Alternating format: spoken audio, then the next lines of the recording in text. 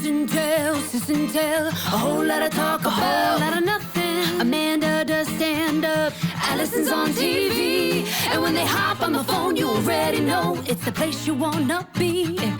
Sis and Tell, the podcast that's so sweet. Oh, Sis and Tell, Sis and Tell, a whole lot of talk about, a whole lot of nothing. Sis and Tell. Hey, Allie. Hey, man, what's going on? I've been introducing the kids to the world of thrift shopping. Oh, very Yes. exciting. My boys are very into thrift shopping. I have to say, the availability or the types of clothes, it has changed immensely. I would go thrift shopping, and of course, I know we were in the 90s because like the stuff that we had access to though was from like the 70s, even the 60s. Had But we now- known, we could have thrifted Ugh. in the 80s and 90s, resold them in the 2020s, and become billionaires. Now it feels like just a bunch of t-shirts. Like there's Right. nothing, there's not even stuff from 10 years ago, right? I don't know what's happened to the clothes, but it's all like stuff from now, stuff from 6 months ago. There's nothing vintage there. Like you would have to go to a shop that specializes in vintage wear, right? And vintage even from the year 2000. Right. I mean, that was 20 years ago, right? And by the way, if you'd like to shop in my closet, I technically have a ton of vintage clothing. I always use Mommy's line where Alan will look at me and go, "Is that new?" And I return the look and say, "Yes, 15 years ago, it was brand new. Thank you for Right. noticing." Murray loves to go shopping in Aaron's closet. He will go in there. In fact, he was wearing some sweatshirt and I was like, "Here's your sweatshirt." He goes, "No, that's Dad's." And I was like, "Just take it." He doesn't wear it. He goes, "No, put it back." He likes the adventure of going through Aaron's clothing and finding something. Yeah. He doesn't, I'm like, Dad doesn't want any of this stuff. Just take it. He goes, "No, I want to keep it in Dad's closet." I'm like, "All right, fine." So But what some- are they like in particular? What's their Oh, favorite it's- things to thrift? It's t-shirts. It's t-shirts, and I also, for when I was in high school, that was the same thing for us. There was the art of finding a really weird t-shirt. Except this was before you could go into Urban Outfitters and they had, fake vintage shirts now in Urban Outfitters. And Target, there's so many t-shirts with weird funny sayings on it. Yeah. Old concert t-shirts that are not actually old. Like that's what we were looking for. And not actually concert shirts. Right. Or the kids don't even know. They're like, "I don't know who Nirvana is." They don't know the Rolling Stones. They're wearing those. Painful. They're wearing those shirts. So Oscar's got a Sublime sweatshirt. He doesn't know that band. Yeah. So By the anyway. way, quick digression, because you mentioned the Rolling Stones. I have to say, I am crestfallen because the other night I'm watching TV, an Applebee's commercial comes on, and it is a Rolling Stones song as the theme song. And I didn't know what to do. I started Googling, how did Applebee's get a hold of the Rolling Stones song? And, and I'm sure they paid some They royalty. paid. And, yeah. look, Mick Jagger, he's got enough money. So if he wants to make more through Applebee's, but it's just that, when you start hearing iconic tunes from your childhood It's painful. as part of the mainstream, which isn't even like good mainstream food chains, it's just a little piece of my soul died that day. I'm not sure it'll ever come back, but I just wanted to say that. Yeah. Sorry. Back to thrifting. Back to thrifting. Something weird happened in the thrift store that we were in yesterday, and it's happened to me before. So, but it's like, I don't know what is going on. It's been happening to me since I was like a preteen. And it's that people think my They hair. know you? Oh. No. That happens, but people think my hair is fake. And it's like, and they will. Wait, do they try to rip it off? Like, how do they No, they're not aggressive. communicate with you that they think your hair is fake? This gentleman was like, is that, and I knew what he was going to say as soon as he started stumbling over his words. Is that, do you curl your hair? Is that a perm? Are those extensions? And I'm like, no.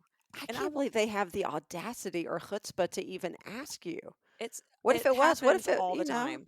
Wigs are very popular now, right? I mean, I know a ton of people who wear wigs on a daily basis and they look fabulous. I would never say to them, "Oh, is that a wig?" Like, you just don't know somebody's personal circumstance. Right? I mean, maybe have that face that's like, ask me anything. I don't know. I think it's more you have the hair that says, "Ask me anything." Well, and one time, this was years ago. This was like 13 years ago. Aaron and I were at a De La Soul concert, and this was actually sad because we went to this De La Soul concert. Oscar and Ruby were newborns, and I was so excited. It was for my birthday, and I love De La Soul. We got there as soon as doors opened, and De La Soul didn't perform until 11, and we got there at 7. Oh, And no. and we only had a babysitter for 2 hours, so we had to go. But during the course of time, when we're like drinking gin and tonic, um, Aaron goes to the bathroom, and I hear these gentlemen behind me talking about my hair. They think they're being subtle, and they're like, "You think that girl's hair is real?" I know, there's no way that's real. No, and I But what does turn real mean? So they think you have a perm or they think you have a wig or both? or Or extensions, yeah, extensions or something. yes, they Okay. So don't there's like think 3 different possibilities. right. Okay. They don't think my hair, and for It's not those of you, natural. When you say right. real, they don't think it's natural in any Right. sense. Okay. Right. Yeah. And for those of you who just listen to the podcast and have no idea what I look like, not only do I have curly hair, I have a lot of curly hair. It is very full. I wear it short and huge. So I turn around. I'm no shrinking violet. So I turn around to these guys and I go, "Yes, it is real." And then they got so embarrassed.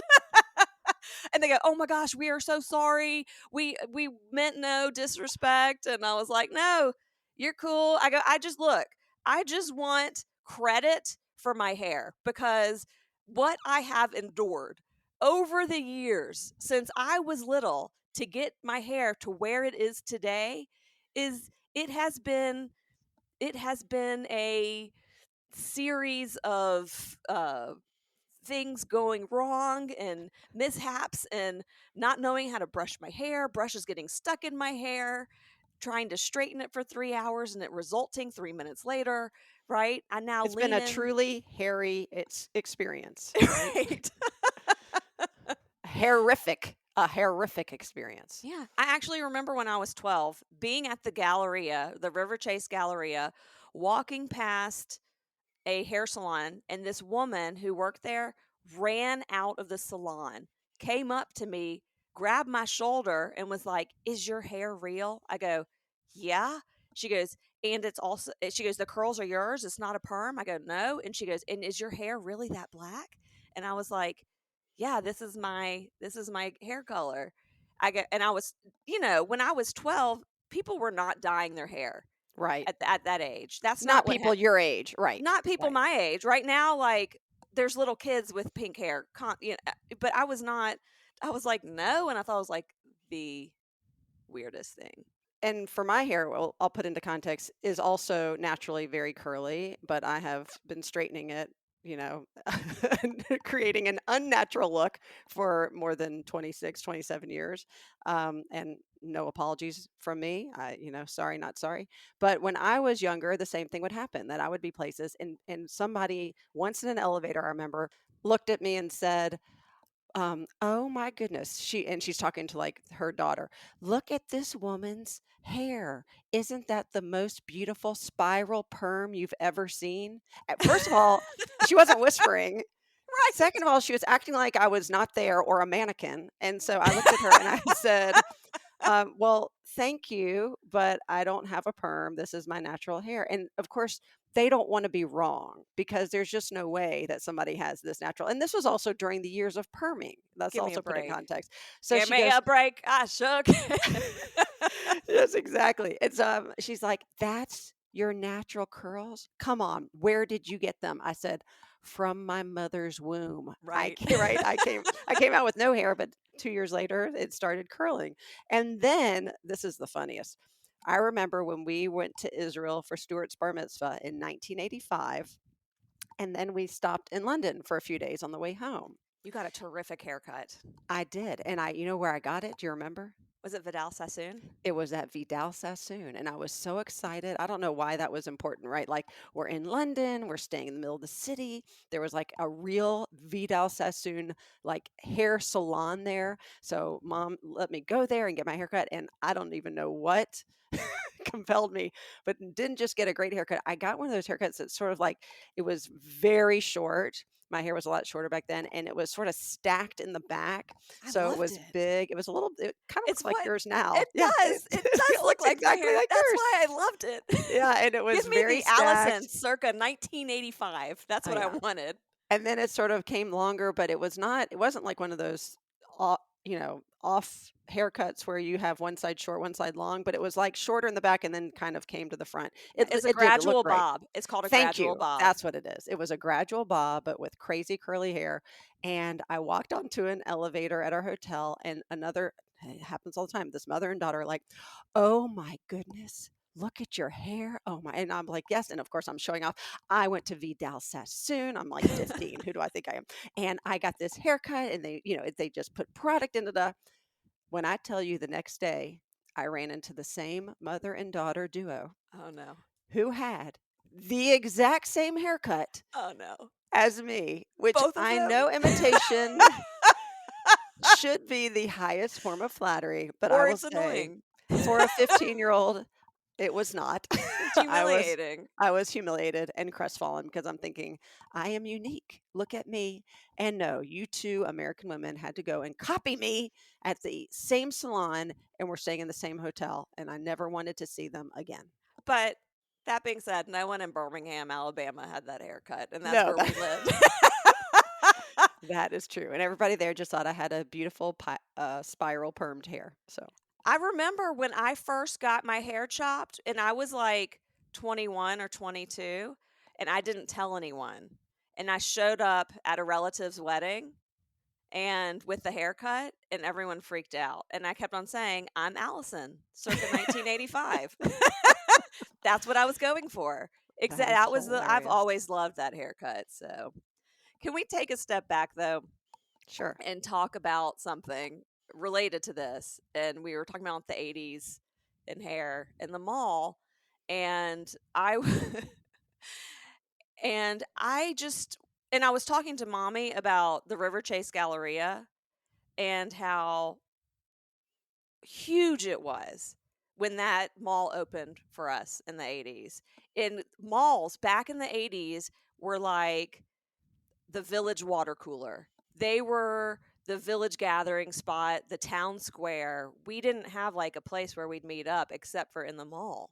And Yeah. it had everything. It was like a world within a world, right? Right. And If you weren't seen at either Aladdin's Castle, these are at Brookwood before River Chase opened, Aladdin's Castle, which was the arcade, or Orange Julius, right? Or at Aladdin's Castle, drinking an Orange Julius, then you were a nobody, basically. The intersection of those two things gave you total street cred back in the 80s for me. the River Chase Galleria, I want to say this was like a 3 to 4 level mall with a gorgeous hotel attached to it. If you took the elevator up in the hotel, it overlooked like the food court and the center of the mall. And this mall had everything. It had Diamond Gems, which was an arcade. Of course, it had Spencer's Gifts. It had a Banana Republic with the Jeep in the Yep. storefront when Banana Republic was just safari wear. I don't know why you would open up a store dedicated to one look, I right? know. And it wasn't just a Jeep in the store. The Jeep was coming out of the storefront. It was Right. very dramatic. It was built in. It was Yeah. like It half was the, incredible. and it looked, you went into the store and it was all safari stuff. Yeah. Well, I bet they had shackets. I'm just saying. I think I have, a khaki shacket from Banana Republic in my closet. I'm not going to lie. Hey, and if your kids want it, I'm going to open up that in the vintage section next Okay. week. All right. I remember it also had the best food court. I'm sure there was an Orange Julius Boardwalk fries. Speaking of a place dedicated to one thing, I think they only sold French fries, which I can get behind. I could totally get behind. Yeah. And Godiva chocolates, which this is embarrassing. I probably should have been embarrassed, but I would walk into that Godiva chocolates by myself all the time and ask if they had samples. I was like, "Do you have any samples?" They're like, "No, we don't." I'm like, "Damn it, I can't afford your chocolate on my $2 a week allowance." Right. So what about the Galleria? Was there I a was point to just that? the point is that we don't have, like, my kids don't know what it's like to be dropped off at the mall, Well, right? that's on you because you live in Atlanta where there's like 100 malls within a 20-mile radius.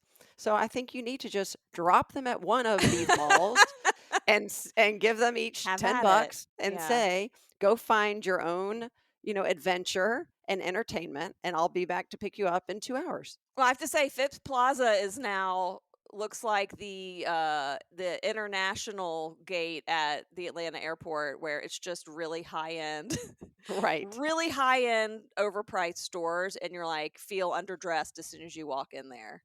And and the prices even of the coffee are like airport prices. I'm like, I just got a small coffee and it was $500, and it's because you're stuck in that mall. Well, I think, the reality is I think malls they certainly aren't what they were back in the 80s and 90s, but I think they are becoming something that is more reflective of our society, which is people are looking for entertainment, to your point, right? Like Yes. where can Yeah. teenagers go and they can not just go to the movies and eat or shop, but there are actually things to do. Like, I mean, Chattanooga, it's funny. We got a Dave and Buster's right when COVID hit, which Mhm. was, very bad timing. But I always say what was popular like 20 years ago comes to Chattanooga. It's not like we're that backward, but like it just takes a while for us to get stuff. And Right. then it's new again, you Yeah. know? So Cheesecake Factory came just within the past 5 years. And it's still like lines out the door as if people have never eaten cheesecake I mean, before. yeah. And speaking of like vintage being interesting, like thrifting and vintage for the kids, like my kids, they do want to go to the mall. They're like, where is this magical place that we see on television? And I, right? And I think like we're not next to the mall, so it's not like this thing that is accessible to them. Yeah. So for them it is like, can we please go to the mall, Yeah. right? Like you said, like it's like Dave and Buster's, like it is an arcade, like it's just this magical place full of all this shopping they never get to see. No, my friend of mine, I promise, in the past like few months said that her daughter was turning 13 and she said, What do you want for your birthday? And was thinking of all these extravagant things she could have possibly listed that she wasn't going to get anyway. She says, I know this sounds silly, but will you take me to a food court?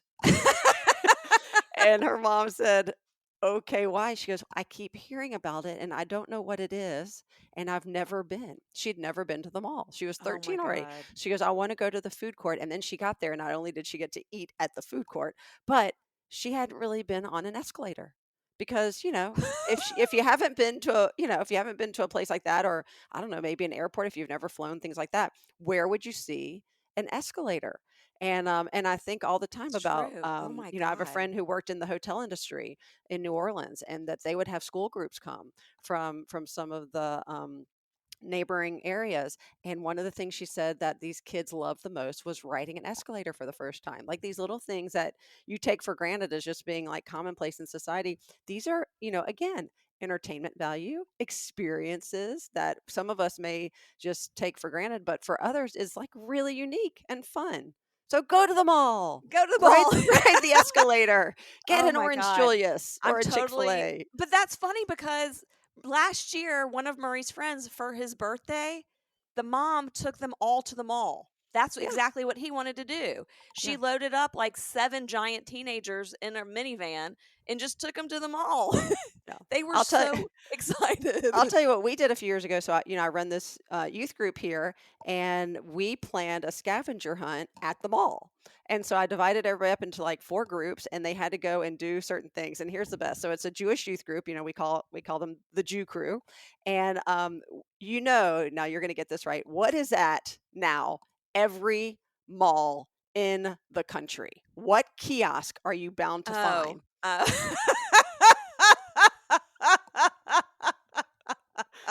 What is it? It's the kiosk where they're selling face lotion that makes you look younger, and it's And who's usually running the run kiosk? the Israelis who are Yes, pretending to be Italian. They're exactly. So, uh, of course, we had an Israeli, and he was actually running like 3 of the I have kiosks. to say it depends what city they're in. But like Right. in Chattanooga, the Israelis are probably pretending to be Italians. But in Atlanta, They're just like, we're Israeli. We're Yes. Israeli. Yeah. Well, that's a side story. But anyway, so of course we have the Israeli who's running the kiosk. And so the final clue was everybody had to like show up there and they had no idea, but they had to open up this envelope and the clue was written in Hebrew. So they had to get somebody at this kiosk to translate it. And the guy knew, we had coordinated with him that the kids were going to be That's coming, which is incredible. so funny, Oh my which I God. love. Yeah. And that Italian story, that actually happened in Las Vegas. Because that was not Chattanooga? no. And I will say that People are like, what are whenever you talking about? They don't know what we're referencing. yes, so I will say so initially when sort of this started, where Israelis started coming to the States to work at malls at these kiosks, it was this phenomenon. And I would hear their accent and immediately I knew they're Israeli. And then of course I wanted to desperately speak to them. So I'd say something in Hebrew and then they would, speak back, and then I'd realize they really just wanted to sell me something. They didn't care about speaking Hebrew or No. connecting. You're So I'm wasting their like, time. yes, they're wasting, I'm wasting their time, they're wasting my time, so I just sort of now walk by. But a few years back, maybe many years back, we were in Vegas. I was walking in the mall by myself, and the guy's like, hey, excuse me, ma'am. And I'm like, ugh, here we go. I do not need your skin product, your hair flattener, or whatever. So I was like, no, I'm not interested. He goes, no, no, no, no, no. I just want to know, and it's a terrible Israeli accent, but he goes, I just Much want to better than know mine. he goes, where you got your necklace. It is very beautiful. And I have of a course, question. Did he touch your arm or your hand? no, he was far away. So he really Okay. was like well, not yet. He probably didn't, but he was far away. And he was like, I just want to know where you got your beautiful necklace. My girlfriend would love, and I was like, Oh. well, that sounds reasonable. That sounds not fake at all. Yes, I'm such a sucker. So Me I'm like, too. oh, well, I got this from a little, and I start talking. And as I get closer, he then, to your point, either touches my hand or what. He's like, oh, your skin is so dry. I'm like, ugh, I fell for it. Right. So They now he start has to putting get me in the lotion on chair. you immediately. That's what before you Immediately. can even sit down, they start, let me put this lotion on you. Oh, do you feel how that one spot? Do you feel how Yeah. soft it is? Right. And the irony is that these people came from a literal desert and they're telling me I'm dry. Right. I was like, come on, come on. I live in the South. There's plenty of humidity. You But want to hear something dry? It's my sense of humor, right? exactly. But we're in Vegas, so to be fair, it probably was dry. So he's talking, and now I'm stuck in the chair and getting moisturized by the Israeli, and I know what's coming. So then I figure out, oh, might as well make conversation and be able to speak. So as we're talking, I said, I noticed an accent. I said, and very rhetorically, of course, I said, oh, where are you from? And he goes, I am from Italy. I'm like, really? And I was so caught off guard and so shocked that he would say that because he was 100% Israeli. I knew. So I kind of pushed back. I go, really? You're from Italy? Is that what I heard? He goes, yes, I am from Italy. I go, oh, from Italy? And he goes, yes. And then in Hebrew, I say, bemet, meaning honestly. And he goes, Ken, bemet. And he goes, oh. And I And start he said, and laughing. Cain be'emet means yes, honestly. Yes, he Yeah. responded in Hebrew because it was visceral. And then he looks at me and goes, oh. And I go, why would you tell me that you're from Italy when you're clearly from Israel? And it was really honest. Like, I think at that point, and probably today it may still be true, he says, I just don't know how people are going to react to me, right? Whether it's going to be embracing or not. I don't want that to be a barrier when I speak to people. So when people ask, I started saying Italy. It feels very neutral. And I said, except you sound nothing like an Italian, just to be clear. He But may look a Americans, little. general Americans probably can't tell, right? No, no. You've been to Israel so many times that they probably just hear beautiful accent, An accent, right. and he's got features of someone who looks like they could be from And Italy. a dark-haired person, right? Italian, Right. Israeli, it's all the same to me. Right. So It's like everyone thinks we're everything, yes. But also, one of my favorite parts of this story, which you didn't mention, is that he was telling people his name was Alonzo when his real name was Alon, which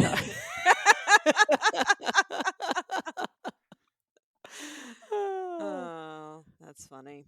So I have a new segment I'd like to introduce to Sis and Tell. And Uh-oh. if you are a listener of Sis and Tell and have been for several seasons, then you know that we will start segments and they will never arise again.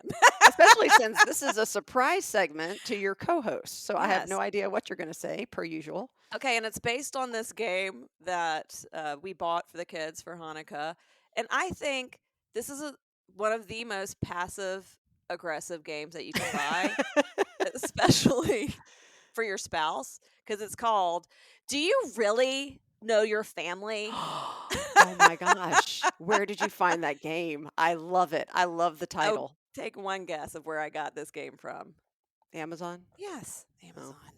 Yeah, so I love it because do you really know your family? And we played this the other day, and I knew all the answers.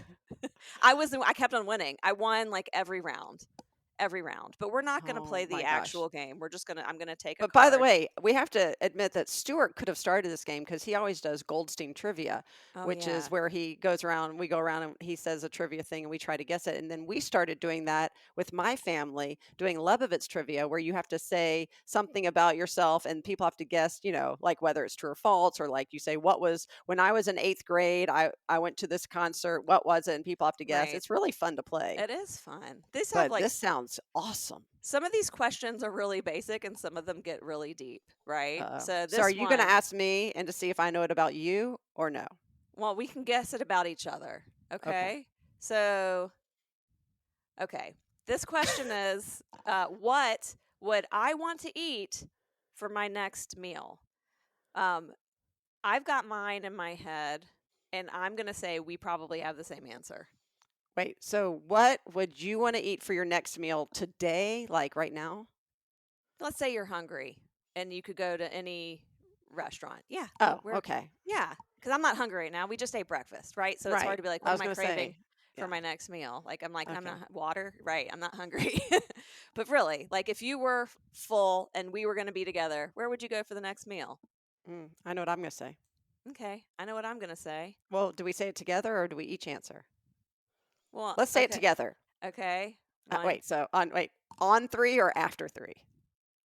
I never know it, right? It's like rock, paper, because we paper. can't say it on 3 because Oh, one of us right, is saying because we're saying 3. 3. Okay, so I just figured that out. Okay. 1. Are you ready? Stop laughing. You have to stop laughing or it doesn't work. Okay. Okay. 1, 2, 3. Sushi. Mexican. Oh, Oh, that would was have been my other other. one. That was my other one. Yeah. That was my other one too. No, Yeah. I couldn't decide between sushi and Mexican. Right. Yeah. I do love both. Okay. So, Ruby actually, all of the questions about her ended up being more like this one, which is a little more deeper. Okay. So this question is, what motivates me to work hard? Oh.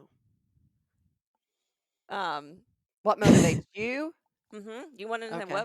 what motivates me to work hard, and I also feel like even though you may not say this first, that is one thing that motivates you to work hard.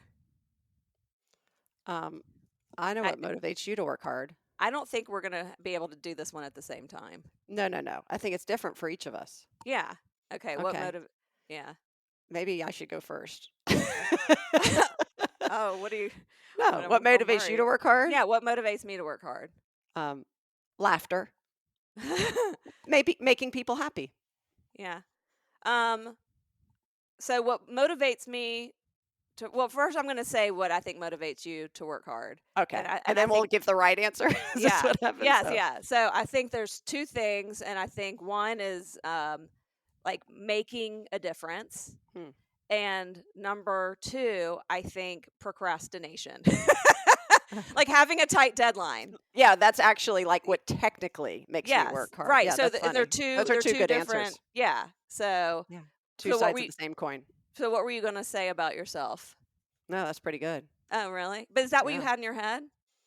I was gonna say, making the world better, making a difference. Yes. That, but also, yeah, a Good. sense of purpose. Yeah, you Okay. did good. Oh, sorry, mine feels lackluster now. No, for but you. no, it makes sense. But for me, it's what motivates me to work hard is being within a group of creative people that inspire me, and procrastination.